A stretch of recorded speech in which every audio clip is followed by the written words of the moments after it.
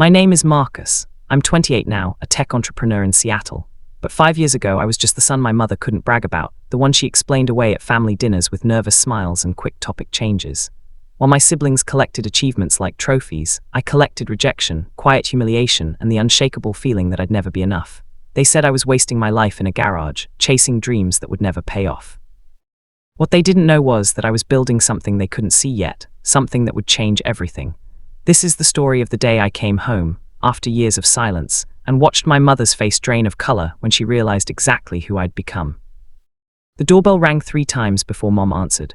Through the frosted glass, I watched her silhouette freeze mid-step. Her hand gripped the handle but didn't turn it. Behind her, I heard Aunt Carol's voice asking who it was. Mom didn't answer. She just stared at the shadow on her porch, the shadow she told everyone would never amount to anything.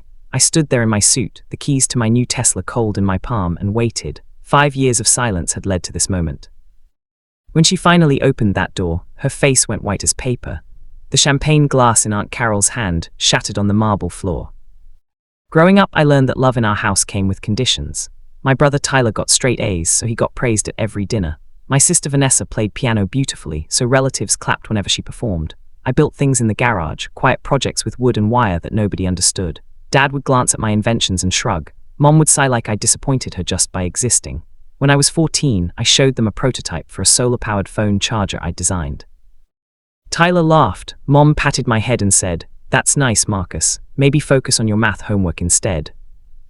High school made everything worse. Tyler got into Yale. Vanessa won a state music competition. I barely graduated, spending nights in the garage instead of studying. The day report cards came. Mom sat me down with that look, the one that made my stomach hurt. "Your siblings are going places," she said quietly. "What are you going to do, Marcus?" I wanted to tell her about the app I'd been coding, about the investors who'd emailed me. Instead, I just nodded. That night, I heard her on the phone with Grandma. "I worry about him," she whispered. "He just doesn't have what it takes."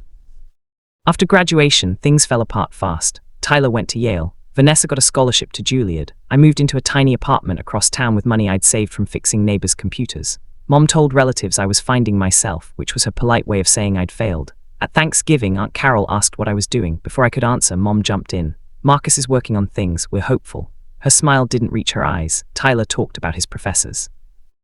Vanessa played a new piece. I sat silent, pushing mashed potatoes around my plate, feeling invisible.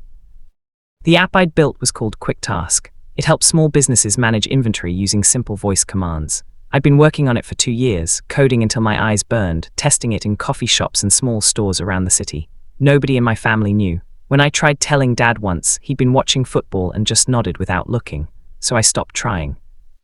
I poured everything into Quick Task instead. Every late night, every rejection from investors, every small victory when the code finally worked. It became the one thing that was truly mine, the one place where I wasn't the family disappointment. Then one Tuesday morning, everything changed. A tech firm in Seattle called. They'd seen Quick Task in a startup competition I'd entered quietly without telling anyone. "We want to acquire your app," the voice said. "Our offer is $4.2 million. I sat down hard on my apartment floor. My hands shook as I wrote the number on a napkin, staring at it like it might disappear. After 3 more calls and 2 weeks of lawyers and paperwork, the money hit my account. I was 23 years old, sitting in a crumbling apartment, suddenly a millionaire. And my family had no idea. Like and subscribe for more swift payback stories. Thank you for listening.